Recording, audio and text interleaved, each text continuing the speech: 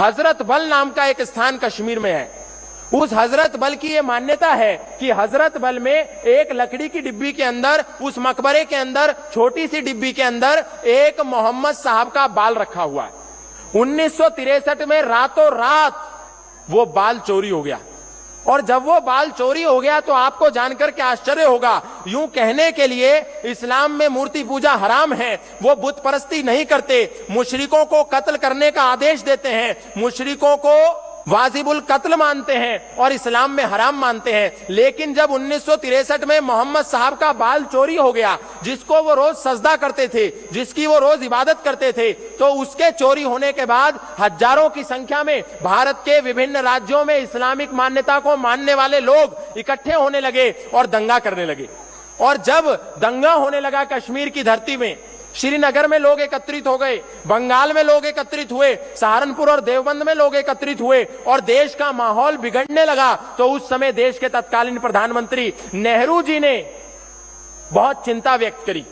और इतनी चिंता व्यक्त करी कि इस घटना के हो जाने के बाद नेहरू जी को हार्ट अटैक हो गया, उनको हृदयघात हो गया। और उन्होंने इस समस्या को इतना गंभीर माना कि भारत के इंटेलिजेंस ब्यूरो के चीफ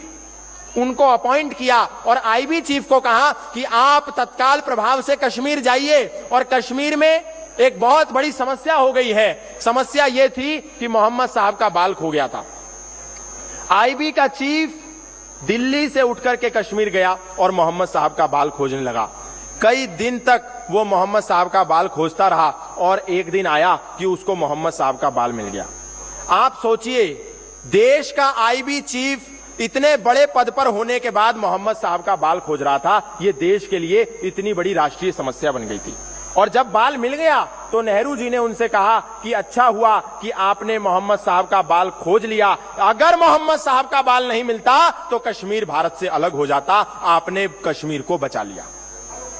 ये हमारे लिए एक घटना है जो 1963 में भारत के ही अभिन्न अंग कश्मीर में घटी, जिसके लिए पूरा सरकारी तंत्र, जिसके लिए पूरी सुरक्षा व्यवस्था, जिसके लिए पूरा इंटेलिजेंस ब्यूरो लग गया।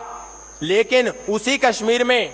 1990 में आधी रात को 7 लाख कश्मीरी पंडित खो गए, 7 लाख कश्मीरी पंडित गायब हो गए, 7 लाख कश्मीरी हिंदुओं का कत्लेआम करके उनको भगाने के लिए, भागने के लिए, पलायन कर जाने के लिए विवश और मजबूर कर दिया गया। लेकिन किसी भी इंटेलिजेंस ब्यूरो चीफ के कान पर जू नहीं रेंगी।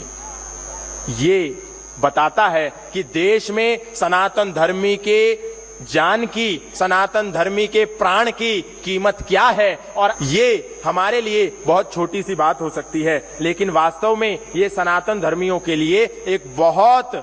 चिंतन का भी और चिंता का विषय है कि आज यदि हमारे प्राण की कीमत, आज यदि हमारी भूमि की कीमत, आज यदि हमारे राष्ट्र की कीमत हम नहीं समझेंगे तो भला कौन समझेगा।